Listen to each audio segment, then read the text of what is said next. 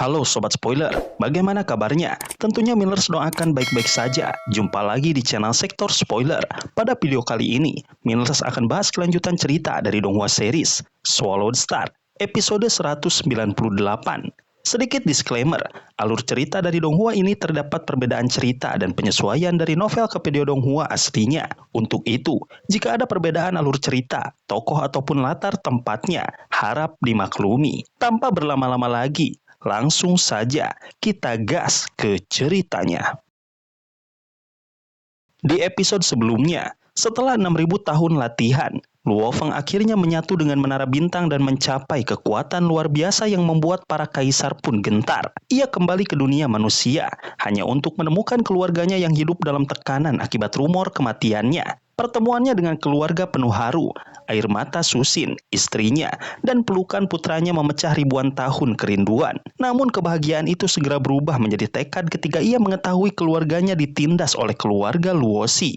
Dengan kekuatan dan wibawa barunya, Luo Feng menegakkan keadilan. Kaisar Jianta dari keluarga Luosi dipaksa berlutut, menyerahkan hampir seluruh kekayaan dan kekuasaan mereka sebagai ganti penghinaan terhadap keluarga Luo. Dalam sekejap, nama Luo Feng kembali menggema di seluruh galaksi. Tindakannya menjadi pelajaran pahit bagi banyak ras bahwa kekuatan adalah hukum tertinggi alam semesta.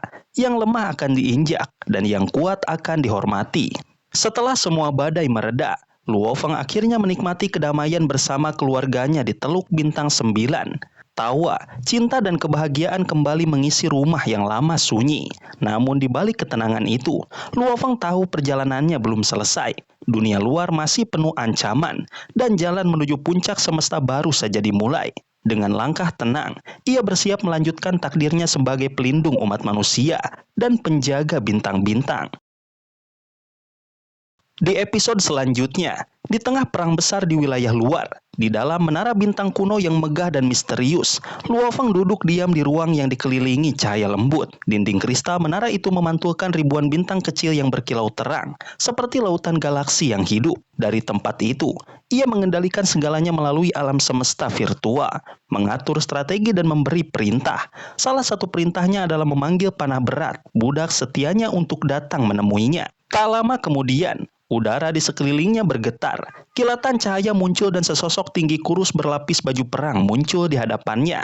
Namun kehadiran itu membuat menara bintang bereaksi. Sebagai salah satu harta paling kuat di alam semesta, menara itu memiliki kesadaran primitif yang segera menanyakan apakah penyusup itu perlu dimusnahkan. Luo Feng segera menolak karena ia tahu menara itu hanya mengikuti perintah tanpa memahami maksud yang lebih dalam. Baginya, menara itu seperti anak kecil yang kuat tapi polos, sehingga perlu diarahkan dengan hati-hati. Setelah situasi terkendali, Luo Feng memfokuskan dirinya pada sosok bernama Tian Chen, seorang yang terkenal licik dan penuh tipu daya. Dari berbagai laporan yang ia dengar, Tian Chen selalu bergerak di balik bayangan. Ia jarang muncul secara langsung dan selalu menyembunyikan niat aslinya. Bahkan kematian Kaisar Chu ternyata hanyalah bagian dari rencana besar yang telah ia siapkan jauh sebelumnya. Luo Feng sudah menduga hal itu sejak lama. Ia pernah berhadapan dengan pria itu dan merasakan sendiri betapa berhati-hatinya Tian Chen. Jika bukan karena tekad dan kekuatan jiwanya yang luar biasa, mungkin ia sudah lama menjadi korban. Dengan ketenangan penuh, Luo Feng memerintahkan Menara Bintang untuk mencari keberadaan Tian Chen di antara semua manusia yang pernah mati di dalamnya. Dalam pikirannya muncul bayangan demi bayangan, ratusan jiwa manusia, pertempuran yang sengit, dan berbagai latihan yang terekam oleh menara. Namun hasil pencarian itu mengecewakan. Tian Chen tidak ditemukan dimanapun. Menara akhirnya melaporkan bahwa orang itu telah meninggalkan tempat itu sejak 1800 tahun lalu. Luo Feng terdiam sejenak, lalu perlahan berdiri. Ia tahu, Tian Chen bukan orang yang mudah mati. Pria itu pasti masih bersembunyi di luar sana, menunggu waktu yang tepat untuk muncul kembali. Namun Luo Feng hanya tersenyum tipis. Ia yakin, cepat atau lambat, semua musuh pasti akan membayar perbuatannya. Ia memutuskan untuk tidak terburu-buru memburu Tian Chen. Ada hal yang lebih penting untuk dilakukan, membangun kekuatan dan memperbanyak budak jiwa.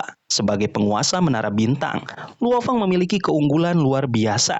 Ia bisa memantau setiap sudut ruang terlarang, melihat pertempuran yang sedang berlangsung, bahkan memindahkan dirinya kemanapun yang ia inginkan. Ia bisa memilih siapa yang akan ia hadapi, dan menutup semua jalan keluar bagi lawan yang menjadi targetnya. Namun, mengendalikan jiwa seseorang bukan perkara mudah. Untuk menjadikannya makhluk abadi sebagai budak, dibutuhkan kekuatan dan ketepatan yang sangat tinggi. Kesalahan sedikit saja bisa membuat target menghancurkan dirinya sebelum sempat dikuasai. Karena itu, hanya mereka yang benar-benar menguasai serangan jiwa yang mampu melakukannya dengan sempurna.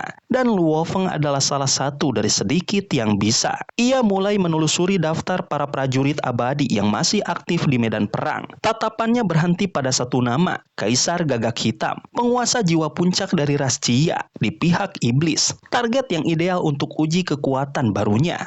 Dalam sekejap, Luofeng memindahkan dirinya ke salah satu ruang terlarang di dalam menara. Tempat itu diselimuti badai salju yang tiada henti, dengan angin dingin yang menderu di antara tebing-tebing es. Di tengahnya, 3 makhluk sedang duduk bersila menunggu mangsa. 2 di antaranya adalah saudara Ciujia, makhluk reptil besar dengan kulit sekeras baja. Yang ketiga, seekor burung hitam raksasa bermata hijau giok, adalah Kaisar Gagak Hitam. Sudah ratusan tahun mereka berburu di sana, tapi kali ini, mangsa yang datang bukanlah korban biasa.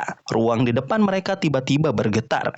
Cahaya berkilau muncul di tengah badai, dan dari dalamnya melangkah keluar seorang manusia berperisai perak dengan sayap bercahaya, Luofeng. Aura tajam di sekitarnya memotong udara dingin, membuat suasana berubah tegang. Ketiga iblis itu segera mengenalinya. Nama Kaisar Sungai Pedang sudah terkenal di seluruh medan perang. Tanpa banyak waktu, pertempuran pun pecah, angin salju berputar liar, dan kekuatan besar bertabrakan di udara. Panah berat melesat secepat bayangan, berhadapan dengan 2 saudara Ciujia yang segera mengaktifkan pengunci ruang. Tubuh mereka membesar, menjadi seperti 2 gunung hidup yang bergerak untuk menekan lawan dari 2 arah. Namun panah berat bergerak terlalu cepat. Setiap serangan mereka hanya menembus bayangan kosong. Di langit badai, pertarungan utama berlangsung antara Luofeng dan Gagak Hitam. Sang penguasa iblis tahu ia tidak bisa menang dalam pertarungan fisik, maka ia menyerang dengan kekuatan jiwa. Gelombang energi halus melesat dari matanya, menembus udara dan mencoba memasuki tubuh Luofeng. Namun di dalam kesadaran Luofeng,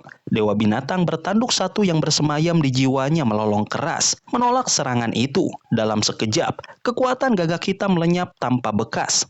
Luofeng lalu mengangkat tangannya, memunculkan 6 bola hitam kecil di telapak tangannya. Setiap bola berukir simbol hukum alam semesta yang berkilau samar. Dengan dorongan pikirannya, ke-6 bola itu melesat seperti kilat ke arah Gagak Hitam. Benturannya luar biasa. Lengan dan perisai Gagak Hitam patah. Tubuhnya hancur dan berdarah. Meskipun tubuhnya beregenerasi cepat, wajahnya tampak pucat dan ketakutan. Melihat hasilnya, Luofeng tersenyum. Uji coba kekuatannya berhasil. Ia lalu memanggil kekuatan sejati dari bola-bola itu. Dari langit muncul proyeksi raksasa Dewa Binatang bertanduk satu. Dan cakarnya yang diselimuti cahaya hitam menghantam Gagak Hitam dengan kekuatan luar biasa.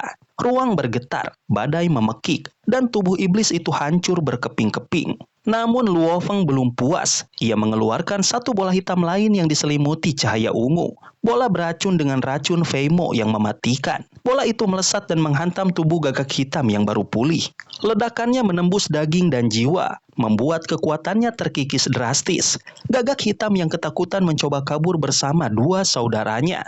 Tetapi sebelum sempat melarikan diri, kekuatan spiritual Luofeng menjeratnya. Dengan tekad bulat, Luofeng menggunakan teknik 10.000 kendali jiwa, berusaha merebut kendali penuh atas jiwa lawannya.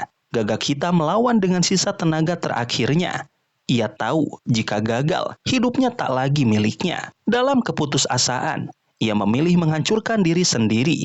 Ledakan dahsyat pun terjadi, membuat seluruh ruang terlarang berguncang. Gunung es retak, badai lenyap, dan langit berubah merah karena gelombang energi yang mengamuk. 2 saudara Ciujia terhempas dan terluka parah. Luofeng berdiri diam di udara, memandangi kehancuran di bawahnya. Ia tahu usahanya belum berhasil, tapi kegagalan kali ini memberinya pelajaran penting. Mengendalikan jiwa abadi puncak memang bukan hal mudah, namun ia yakin suatu saat akan mencapainya. Dengan isyarat singkat, ia memberi perintah pada panah berat. Tanpa suara, Budak setianya itu mengangkat pedang berkilau ungu dan melesat ke arah dua iblis yang tersisa, mengakhiri sisa pertempuran hari itu. Pertempuran itu berakhir cepat, dua makhluk terakhir tumbang, dan keheningan kembali menyelimuti ruang terlarang yang dipenuhi salju. Dari sisa-sisa pertempuran, kekayaan luar biasa jatuh ke tangan Luo Feng. Harta milik Kaisar Gagak Hitam saja bernilai 30 miliar elemen campuran, sedangkan dua pengikutnya menambah 18 miliar lagi. Namun, bagi Luo Feng, semua itu belum cukup. Ia menatap dingin ke ruang kosong di depannya, masih merasa tidak puas karena gagal mengendalikan jiwa Gagak Hitam. Keinginannya untuk berburu mangsa baru semakin membara. Dengan bantuan Menara Bintang, ia segera menemukan target berikutnya, seorang penguasa jiwa tingkat tertinggi dari ras musuh. Dalam sekejap, ruang di hadapannya robek membentuk celah menuju dimensi lain. Bersama panah berat, ia menembus celah itu, menuju medan pertempuran baru yang dipenuhi energi kacau. Di sana, 4 prajurit dari kamp serangga sudah menunggu. Salah satunya adalah target buruannya. Beberapa menit kemudian, pertempuran selesai. Lautan luas tempat mereka bertarung telah lenyap, berubah menjadi kehampaan yang menganga.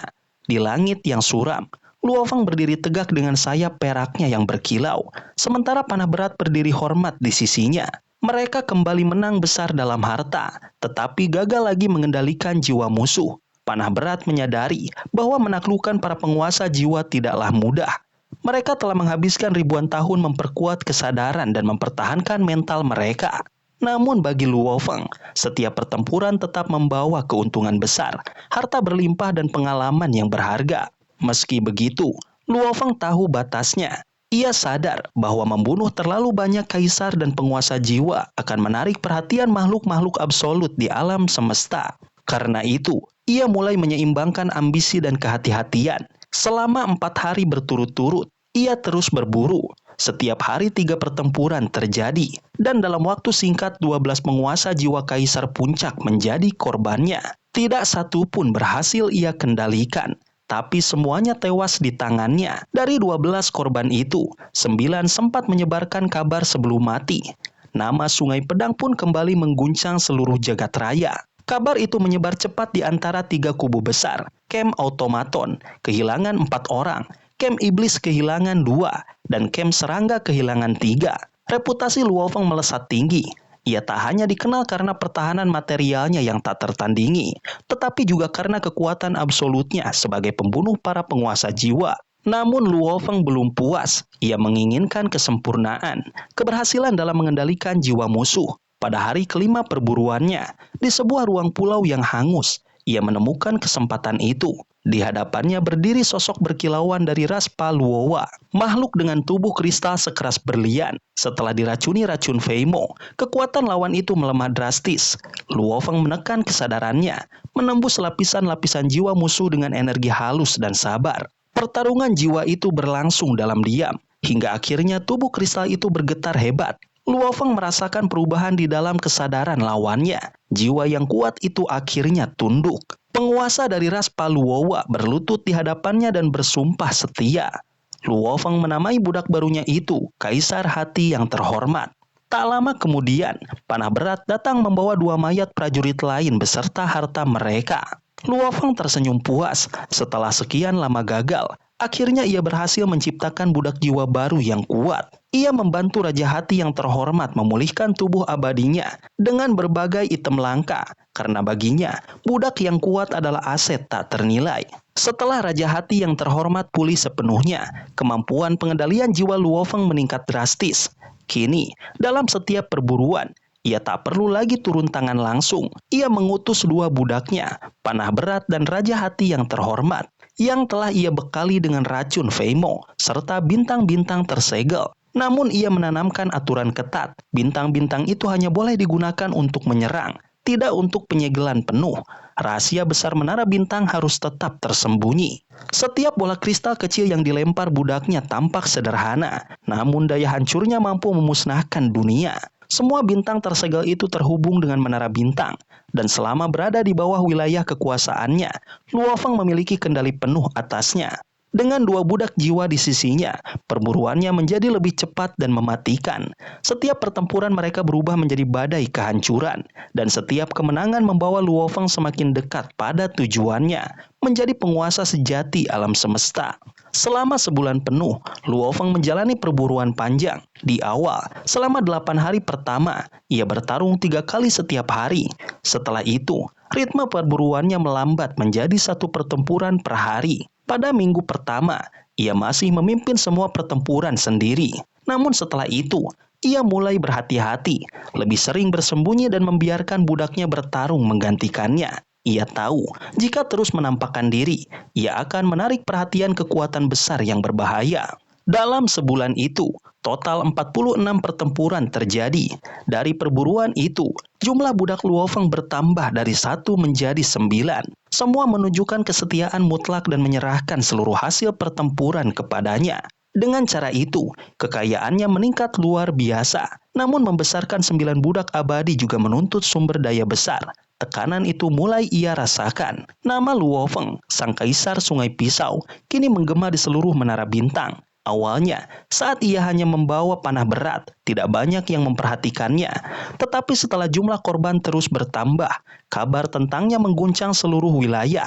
Dalam 6 hari saja, dari 18 pertempuran, ia menewaskan sekitar 40 kaisar, termasuk 13 penguasa jiwa tingkat puncak. Aksi brutalnya membuat banyak pihak marah. Prajurit dari berbagai ras membentuk kelompok untuk memburunya. Menara Bintang yang tadinya tenang berubah menjadi medan perang besar. Namun saat mereka mencari Luo Feng, ia justru menghilang. Dengan cerdas, ia memerintahkan budak-budaknya untuk berburu secara terpisah tanpa menampakkan dirinya. Sehingga tak seorang pun tahu bahwa ia masih mengatur semuanya dari balik bayangan. Kegilaan melanda seluruh wilayah, prajurit lemah melarikan diri, sementara mereka yang haus kekuasaan dan kekayaan datang berbondong-bondong. Pertempuran pecah di mana-mana, dan nama Sungai Pisau terus bergema meski sosoknya tak pernah terlihat. Sementara itu, di tempat lain, seorang prajurit robot berlapis baja emas bernama Raja Meteor Takdir mendengar kabar tersebut. Ia kagum sekaligus tertantang oleh kekuatan Sungai Pisau yang mampu membunuh banyak kaisar puncak dan penguasa jiwa. Bersama 6 pengikutnya, Raja Meteor Takdir bersumpah akan memburunya sendiri, bahkan menawarkan hadiah besar bagi siapapun yang bisa menemukan keberadaan sang pemburu legendaris itu. Namun Raja Meteor Takdir bukan satu-satunya yang tertarik. Prajurit hebat lainnya seperti Dalong dan Makam Hitam juga mulai bergerak, menganggap Luo Feng sebagai tantangan tertinggi sekaligus sumber kekayaan yang tak ternilai. Badai pertempuran yang dimulai oleh Luo Feng kini telah menarik perhatian para pejuang terkuat di seluruh alam semesta. Di tengah kekacauan itu, di dunia virtual, Luo Feng duduk dengan tenang di dalam vilanya bersama gurunya Truyan. Gurunya menegurnya karena telah menimbulkan kegaduhan besar. Tapi Luo Feng hanya tersenyum percaya diri. Ia yakin bahwa tak ada yang bisa menjatuhkannya selama ia masih memegang kendali atas Menara Bintang.